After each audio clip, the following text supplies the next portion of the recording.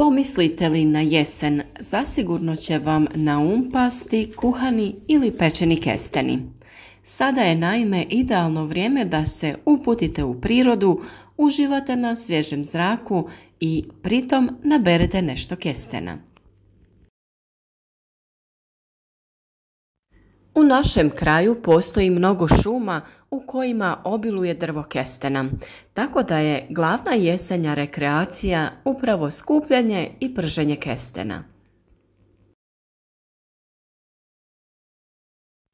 Postoje dvije vrste kestena, onaj pitomi i onaj divlji kesten. Pitomi kesten je taj koji je jestiv i koji uveseljava naše nepce, dok se divlji kesten koristi više u medicinske svrhe.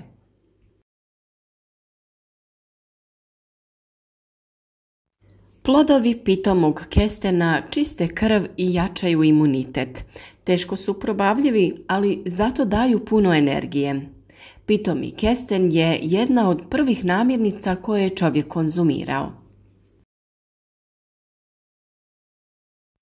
Najviše raste u Južnoj Europi i Sredozemlju, a povjesničari kažu da se počeo širiti po Europi preko Grčke.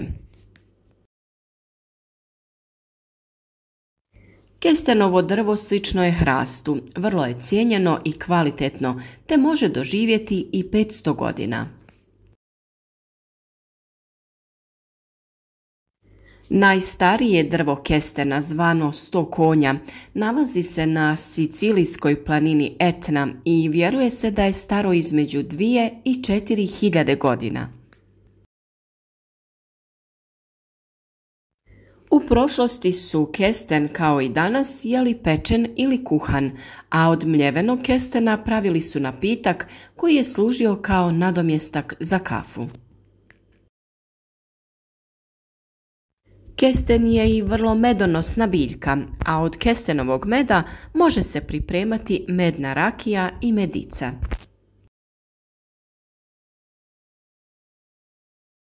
Jedna stara legenda kaže da je grčka vojska preživjela na kestenju tokom povlačenja iz Male Azije 401. godine prije Krista. Iako možda o tome niste do sada razmišljali, kesten ima ljekovita i nutritivna svojstva. Naime, kesten ima dvostruko više škroba nego krompir, pa nije čudo da je još uvijek jedna od važnijih namirnica u kulinarstvu u Kini, Japanu i Južnoj Europi.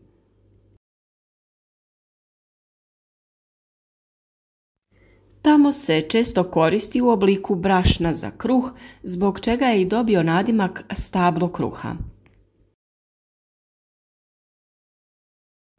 Poput oraha i badema, kesten ne sadrži gluten, pa je pogodan za prehranu oboljelih od celijakije, osjetljivih na gluten ili alergičnih na pšenicu.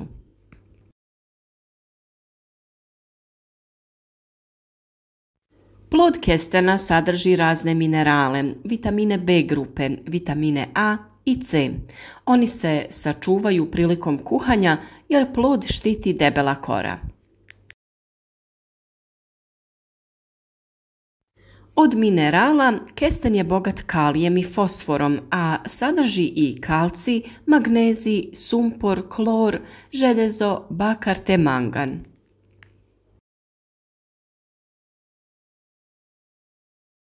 U 100 grama sirovog ploda ima 200 kalorija, a glavni sastojak mu je škrob, kojeg u kestenu ima oko 44%.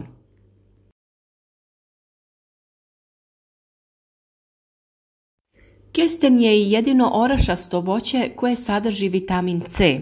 Osim toga, kesten je neobično bogat folnom kiselinom koja inače nalazi se u zelenom lisnatom povrću.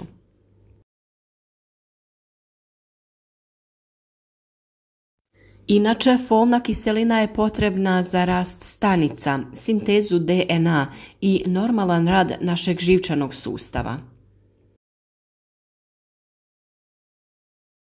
Upravo unos hrane bogate folnom kiselinom povećava izglede za začeće, a tokom trudnoće osigurava pravilan razvoj fetusa. Kesten je i bogat izvor mononezasićenih masti poput oleinske i palmitinske kiseline.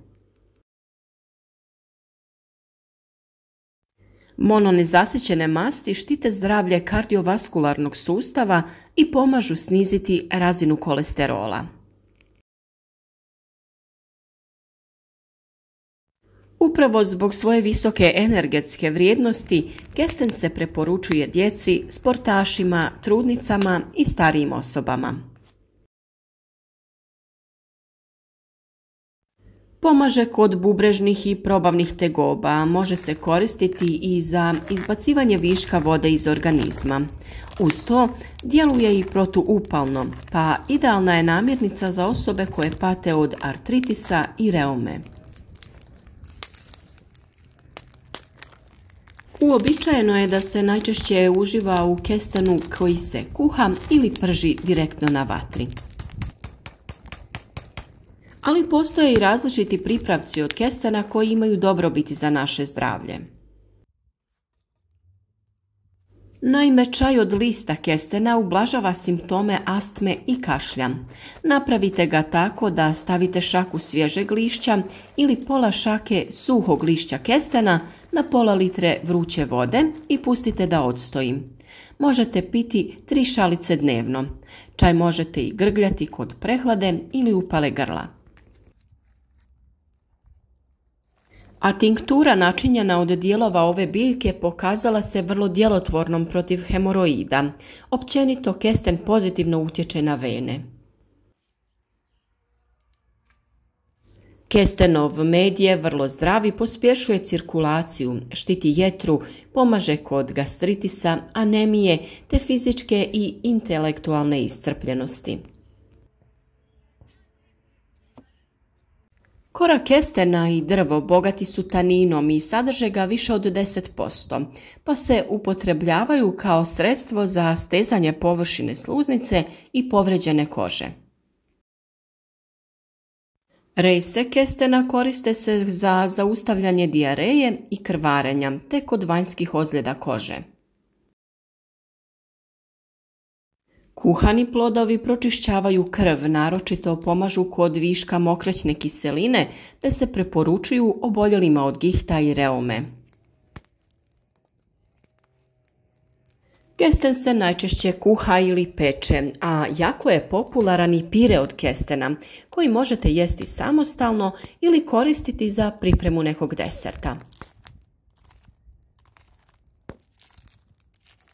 A zbog visokog sadržaja škroba, od kestena se može dobiti brašno koje se samo ili pomiješano sa brašnom žitarica koristi za pravljenje kruha i peciva.